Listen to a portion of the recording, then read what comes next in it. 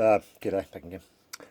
Might do a continuation of the Whitco security door locks from the Mark 1, early Mark 1, which I did in a video, explored that one. I went to see my old mate. He's been in this security door screen business for 45 years, so if he doesn't know it, then I'll be struggling to find someone who would know it in regard to security doors. He's been there right through from the start to even to this day. He's still working doing it. But I went to chat with him. I worked for him for just out of school for 3 years actually. He was telling me, I was picking his mind actually. This is mainly for Australian content only, more so Pocket Woman. She's right into the Australian history and Australiana. So if it helps her out and gives her some resource to for these type of locks, and that's fine, job done. But that one we did the Lockwood. He was telling me he never actually used these in his business. This is more Stan Bond back in the 70s and early 80s were using these on their doors, which Stan Bond was one of the leading security door manufacturers back in the day. But he used the version 1 or the Mark 1 Whitco, which is this one I exploded. And previous to that, I'm missing it. I can find one somewhere. I know that got one tucked away somewhere. The early Mark 1 came in another version. This is the long version. It came in a shorter version, which preceded this model, which was a shorter lock set, but same sort of setup with the bolt, but just a much smaller in the body in regard to the length. But when I find one, I'll go into that. So technically there's one missing. That's the earlier version of that, the shorter version, but we've done that anyway. This is the early Mark II, early 80s. They come around, late 90s, late 90s, the late 70s at the extreme, and right through the 80s, even to the 90s. These were the Mark II were popular, were the mainstay in the industry back in the day. This is the Mark II, but it's the earlier Mark II, and he was telling me they're basically the same type of lock function, but the early one was just a plain face without the Mark II branding, and the tongue, well, the latch tongue was plain, as opposed to the one that come after, which was marked the Mark II and had a serrated latch bolt. They work the same anyway. Pretty sure this is the one that I watched TR's video. He had an exploded, well, not completely exploded, but he had a lock set on the bench to one side with the latch missing, and he pointed out those little ball bearings. So yeah, they didn't come in that version.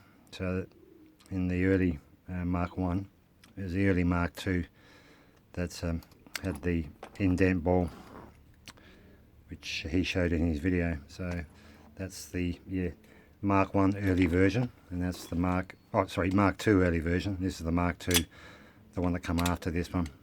Just a few subtle changes, like I said, the serrated bolt and the marking on it. I don't think this one's got the indent ball inside, but we're going to concentrate on this one anyway. This is going to come after. Once I do this one, I'll do that one. Then we'll progress to the towards modern day, if you will. So I'll get these out of the way, and we'll concentrate on the earlier Mark II from the early 80s. So these are not the handles for it, by the way. The furniture's correct, period, for this lock, but the actual handles are not. I don't know where they are, but I'll just put them in there just for purely cosmetic and look and function. So again, when you close that door, a little deadlock plunger would hit the flat part of the strike, which would protrude that tongue out, which will give you the function of either, if you're inside, privacy, where both handles are locked, but it's unlockable from inside at all times, or again, if the door was closed, you can actually deadlock it, where that deadlocks the actual snib and the handles. So the only way to operate is to actually use the key. So anyway, we're concentrating on this one. Don't need that anymore. Take the handles off again. Different type of design. They're a captive spring again, but they got that like a collet type washer, which is a one-way washer really. Once they're sort of pressed in the factory, you can get them off, but they're a pain in the ass to get back in correctly if you want to change the spring. You can do it, but yeah, it's bloody a lot of fluffing around. And again, usually if they're dragging a little bit, you can probably get away with a bit of onyx or a bit of liquid lock lube or something to get them back. But again, if they're in that condition, they're too far gone. You got to replace them. Problem is you can't get these as a separate item. The furniture, you got to buy the whole kit and caboodle. The modern Mark II is a retrofit this anyway, so you can buy a brand new Mark II and it'll fit. The footprint's exactly the same. Anyway, 6 minutes. Bloody hell. So yeah, it's a snib there. It's got a little washer on there, containment washer. Some variants didn't have it, but I'll go down and show that down the track. Yeah, just the side of the handle. Yeah, spindle bar. Again, these are sealed, but this is the one that TR was looked at. Well, had on his bench, but the tongue was missing out of his. It was all split. Although this is probably due to being broken into or attempted break-in, I suppose. But we'll take it apart anyway. I'll again, I've no idea what that is, what that's in there for. Anyway, yeah. So any screw that goes into this body is the actual cylinder retainer screw on the face. So I'll put you on hold and I'll get this peened off, back plate off, and we'll have a look inside. So back in a tick. Back again. Okay, yeah, got that. I've drilled out the peening. So take that back plate off. Yeah, that's the one. TR. Pretty confident that's the one he had. Exposed, minus the latch, which was broken at some stage. Yeah, so they're the indent holes for the indent ball. The previous one I did, the Mark early, or the Mark 1, the early one, that didn't have an indent ball. It was just the impression that there wasn't an indent ball. It was just a spring. So yeah, so that's the holes for the indent ball. Obviously that ball would line up depending how the lock was active or not, locked or unlocked. Position would be relative to the ball which holds in. So that's the backing plate. It's pretty much the guts of it. Again, you wouldn't be seeing these normally. If you've got one in this state, then it's obviously it's not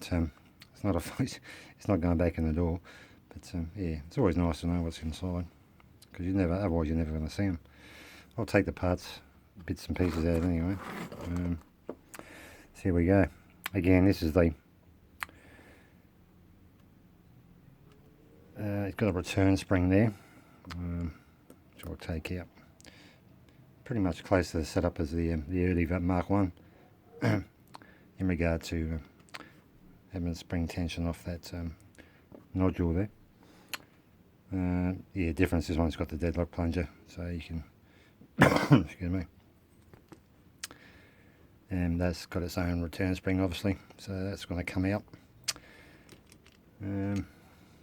One piece, and the spring, and this is going straight in the bin, by the way. I'm not going to, it's pointless putting it back together, you know. That's the spindle arm to throw the operate the actual latch, and it's the bolt. So that's what I think. Yeah, I'm pretty confident. TR, the one he has, is in that condition, but that back plate's bent where they tried to break in, and his spring was hanging out too. I remember seeing that. is hanging out here. So yeah, you got a early version Mark II there. That's here. Anyway, yeah, it's a little indent ball. That's the privacy function, like the little swing arm or activator arm, or if you will. And again, operates the same type of system. Runs the bolt up through the gate in the bolt to lock it, and when it's down, obviously it's not in the unlock position. But yeah, it's got that little same sort of setup up behind there for the the cam on the teardrop cylinder. So take that off. Again, one piece, except this one's got that little indent ball and a spring underneath it. Yeah, and that's it basically. That's the little swing arm with a spring for the again for the cam to push in to free that locking arm bolt, internal bolt into the locking position, and the rest is like, yeah, zinc cast, one piece casting. So yeah, that's the Mark II early version, and again, next one I'll do the Mark II, the version after this one, yeah, with the serrated tongue and the marking on the face. So that's it. That's how many working parts are in there. So in total, 1, 2, 3, 4, 5, 6, 7, 8, 9, 10 parts basically, and the backing plate. And that's all there is to it. Again, as you're aware, they're a factory panned. They're not designed to be taken apart. When they break, you throw them away. So that'll do. Until next time. Yeah. Oh, actually, while I'm here too, I sent to bloody key some TR keys. I don't know what happened, mate, but all those keys went through this thin card and pocket ones. Yeah, beautifully. Well, as best they could possibly be for a genuine key. So I'm not sure what's happened, mate. Again, when you duplicate off of 3 edges, that's the bottom. And then the modified shoulders. Yeah, and it's a pretty precise lock too. When you copy off a copy, you can introduce little defects which will affect the actual precision of the lock. I don't know. Anyway, yeah, that's what best I could do, mate. I'm sorry it didn't work out, but yeah, it's weird that this one's fine and pocket one was fine, and the rest are catchy or not working on a few of them. So again, it's the precision of the lock and copying a key off a modified key. Maybe if you do cut them off, work off the edge, off the tip of the, because you can't work off the shoulder because the shoulder is got to be cut back. So anyway, yeah, so hope they work out for you, mate. Yeah, and that padlock, well, yeah, I think I fluffed that one up, mate. Throw it in the bin. I'll send you another one. I've got another one up here for you. Yeah, modified. Okay, this one is going to work, mate. Trust me. Yeah, I get it wrong every now and again. As I say, shit happens. But anyway, till next time, take care, and I'm out of here. So goodbye.